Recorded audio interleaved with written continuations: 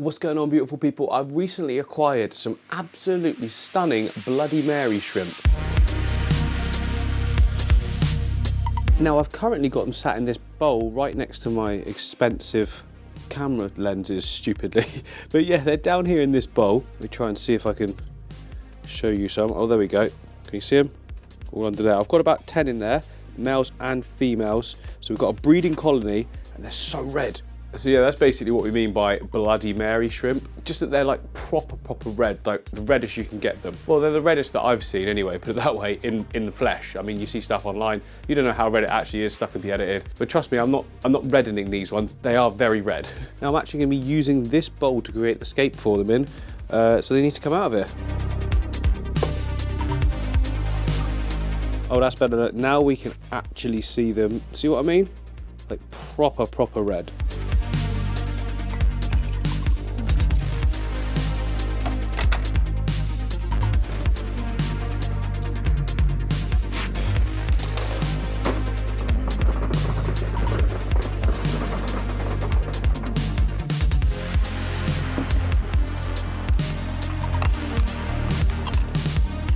So the bowl, oh my God, every time I forget I have a ring on with these, the bowl is clean.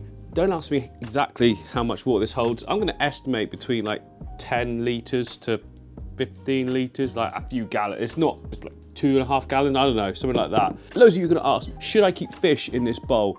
It's up to you. Some people say you cannot keep fish in bowls, others say you really cannot, and you just like, lots of people do with no problems. I've done it before with no problems. I mean, it's up to you. Let's have a look inside.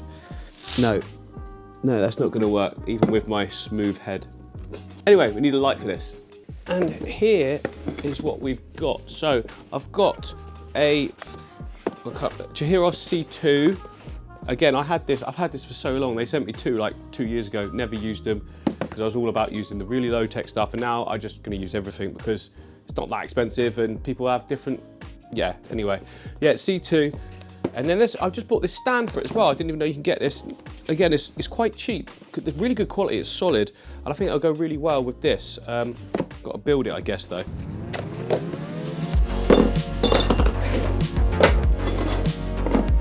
You would probably assume that I knew what I was doing here. I don't. Some O-ringy things there, don't know what they do. The light itself, lug, that screws in there. Oh no, I've cross-threaded it. How have I done that? Phew, it's loose enough that it didn't matter. Is that right? Whee. So the first thing I'm noticing, other than that it's really bright and good, is that the bowl is nowhere near clean. That's clean enough, I'm just gonna crack on anyway. So as always, the first thing that I wanna do when I'm building one of these is start with the substrate system. We need nutrients down the bottom, and that's also gonna help with some of that glare as well. So here we go, pour in some topsoil. Most of that just went on the light. And break up any of the clumps. You don't want that all clumped together. And then on top of that, I've got some pond compost. Don't worry about the little bits of gravel, not a problem at all. We're adding gravel to it next anyway. Again, breaking up any clumps that we've got as well. Mixing it in. Up next is the gravel. Now I'm using crushed lava rock, but you can use like pea gravel or anything like that. Got an old snail shell in there. I'm recycling all this stuff, by the way. I always recycle gravels. Right, mix all of that in. This is just gonna make sure we don't get like compacted pockets of soil, and the water will be able to sort of travel through it all, if you like. And I'm gonna slightly bank it upwards at the back, as always. Gives us more depth perception, just looks way better. It means that any short plants will already be higher when we're looking at the aquarium from face on. Okay, that's good. And then we can just spray, if this works. There we go. Spray the whole thing down with water, and that will just hopefully release any air pockets that are trapped and gets everything to sort of sit where it's actually gonna sit once it's filled with water as well, because you might find it will start sagging otherwise when you fill it all up. I don't know what I mean by sagging, but hopefully you do. Right, there's lots of water there. It's a bit too powerful. Use the mister just to clean off all the sides now.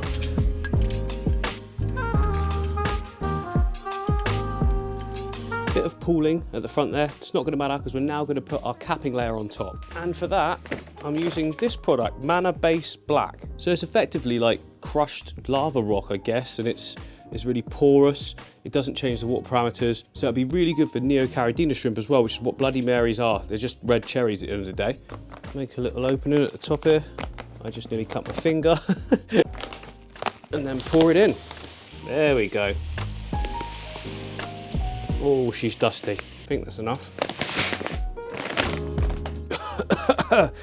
Yeah, I might get some water on that quickly. Just get it flattened out to where I want it to go.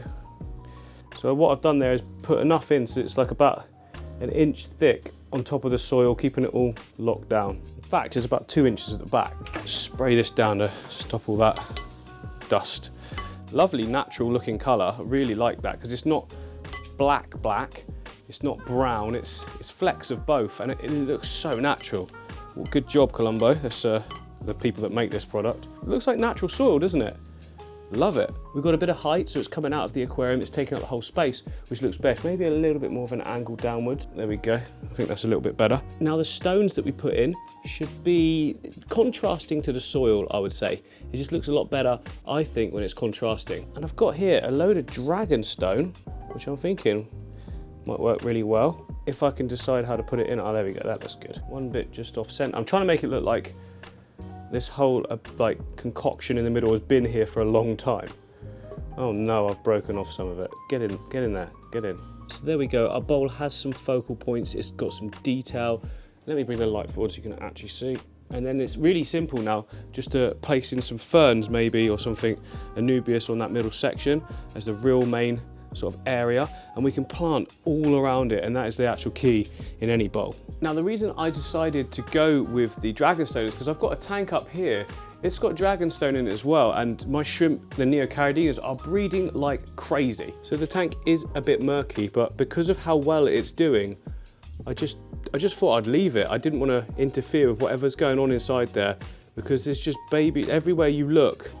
We've just got shrimp down the bottom here. Look, I just left it. It only needs a little bit of a glass scrape, to be honest. And you look at the amount of microfauna, little like, I don't know, water fleas or whatever they're called, everywhere, all over the glass. It's working a treat. Maybe it's the dragonstone, I don't know, but I'm going with it again. But I wanted to show you this tank. This is my sort of harvesting tank. We've got some nice little bits of Java fern there, little Anubiases. So I'll pinch some of those and use those. There's a nice boost in there as well. I'll take that. Now I don't think this wood's going to float because it's locked in with the stones. I've sort of overhooked them. But if you've got new wood, remember to glue it to the rocks using super glue. It's completely inert. It doesn't hurt any fish, plant, shrimp or anything like that. Okay, here we go. Java fern, central. It always looks good when you do it like this. And then just next to it, a little bit of Anubias. That's probably way too much. Oops, I just dropped that stone. Actually, I don't know if that's too much. It just needs to come a little bit lower. If I can get it to stick right in that gap.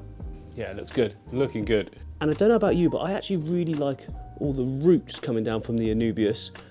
I just feel like it looks like it's been there for so long then. Also, I did notice that the wood was moving a little bit, so I used the super glue gel just to make sure it's secured. I also glued that Anubias in place as well, so we're all secure for the plants so far. And in the foreground, I'm going to be putting some of this plant here, which was a special edition from Tropical. I'm not sure if they carried on with it or not, but it's Neocaridina Vietnam, something like that. Hang on, I've loaded up the video I previously used it on. It's that stuff. See, I'm just going to break it up into little tufts because it's absolutely huge here, this massive section of clump of it. Look at the root system on it. It grew so well in my previous setup. Get rid of some of those. We don't need that thick of a root system to start with. Oh, I'm getting loads of plantlets just from this one piece here. Oh yes, that's ideal. We've got loads now just to go in that front section. I don't want to completely cover it because I actually really like the look of this soil. I say that now. We all know we're not going to see the soil by the time I'm finished.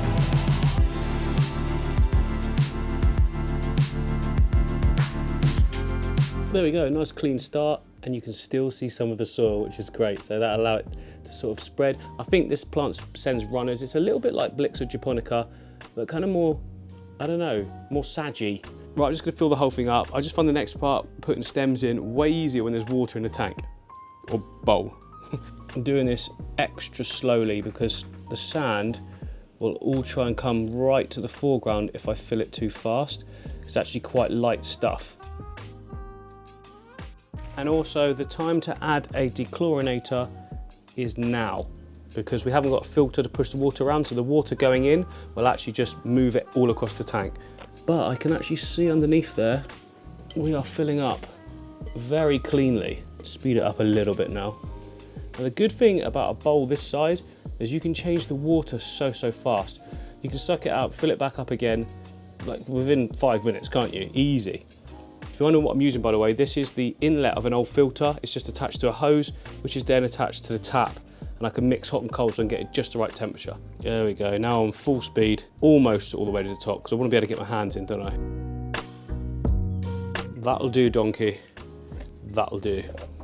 This section here got a little bit messed up by the flow, but that's all right. Look, we can just tap it into place. We are absolutely covered in micro bubbles. Can't see anything at the moment, and there's a little bit of sort of scum on the surface. That's fine. I just come back when the bubbles have sort of cleared. Scratch that. I can't be bothered to wait for them to clear, so I'm just going to do it by hand. I think I've put too much water in here actually, because I can't get my hands in properly. That'll be fine. Got the pincers, haven't I? Okay, I'm fed up with waiting. There's so many bubbles. I brushed it off the glass, most of it. I'll have to do a water change anyway by the time I've planted everything else. But up next now, we've got a lot of green in there. I'm gonna fill that background area with more red and sort of yellowy orange plants. I think that'll work really well. And I'm liking the look of some of these, this Rotala Hra in this tank. So I'm gonna pinch some of these. Nice one there. He's a good looking one. Nice piece of Macrandra in that middle section. Got that. Oh, that's vibrant. I've got these pieces over here as well. And I'm going to plant them over in this side section. Oh, looks so good under this light. And the Macrandra as well. Oh, that looks so good. Yeah, great shout. Looking really good. I can already tell it will look so much better when these bubbles cleared by like tomorrow. But this side, even more reds, I'm going to go for Ludwigia palustre Super Red. And for those, I'm going to get them from this tank here, which is set up for my bed of fish. It's basically exactly the same system. It's just got yellowy sand on top of all the soil you can see down there. But yeah, all the reds, look, they're already hitting the surface, so they need to trim back. And what better thing to do than reuse them in a new scape and get that looking beautiful as well. For this, I'm just using my thumbnail, just clipping little bits off. Oh, that look there, Ludwigia granulose. That one is beautiful. I don't actually need that many because obviously it's only a small bowl, isn't it? But whilst I'm here, I might as well do a good pruning session.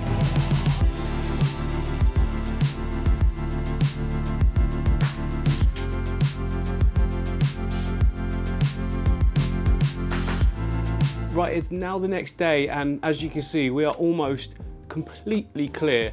Well, it is clear, it's just there's a tiny few bubbles left, that is it. And the good news is, we can now add the shrimp as well. Now, I don't know if you remember, but we put them in this little vase thing, and they're all hiding in the salvinia. So I've got to take that out, so carefully, mind you, so I can actually put them in the, make sure there's none in there yet, we're all good. As soon as you put it out slowly, they tend to jump off. There's quite a few on there now. There we go. Okay, so I've collected them all up. It's time to release them into their new home. In you go, guys. All the temperatures matching, by the way. Oh, look at that beauty right there. Look at the size of that one. Come on, how'd you come?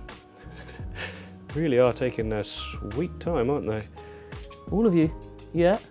I think I've got about 15 here, something like that. Well, I will do when they come out. There we go, final one. Look at the size of this mama here. Big Bertha. Absolute beast. Maybe eggs? No, I don't think so. No eggs yet, but well, it shouldn't be long. And I was right about that substrate. Look at how good they stand out on it. Because it's dark, they tend to want to darken up, which means more intense colours. Oh, you might also notice a little bit of Monte Carlo I added in the foreground as well, just a few more textures, but oh, I can't get over this. Look at, that's the one. That's the absolute monster one. Look at the size of you. Gosh, she's good stock. She is good stock. Please, but just keep making more and more. You can never have enough shrimp. Like, even when you're breeding thousands, some of my other tanks are just breeding so well, like the shrimp cliffs that I made before, and I still want it to continue. I still want more and more. But I think this is a really cool setup for the shrimp, and it's a good place to grow out plants as well. All the red stem plants you can see at the back, they'll just continue growing. They'll need trimming, replanting. Before you know it, you've got even more plants again. Oh look, there's another big one right there. Slightly darker in colour, but yeah, 2 giant females so far, because there's the, oh no, 3 giant females. Awesome. So you might be thinking, there is absolutely no cycling gone on this. What's going on? Well, what I tend to do is cycle my tanks with the livestock in place. So what I'll do is every morning, I'll test the water column, Make sure we've got no spikes in ammonia or nitrite, which is highly unlikely given the amount of plants we've got here and very low bioload just from a few little shrimp. But nonetheless, I will test anyway just to make sure everything's right. But now because the livestock's in, it's also a really good time to add beneficial bacteria. So I'll add some of that as well. And you might also wonder, where's the heater? Well, to be honest, with Neocaridinas, you don't actually need a heater. You could just go with your room temperature in your house. But that said, I am in my studio currently, which is heated to tropical temperatures. So yeah, there's no need for any sort of heater in this bowl. If it was Caridina shrimp, then yeah, you know, the crystal reds, they'll need a heater, I think. But not these ones. They're absolutely fine at lower temperatures. So yeah, another fantastic, vibrant, healthy looking bowl. I hope you guys have enjoyed this one. If you have, click the like, subscribe and all that jazz, and I will see you on the next one.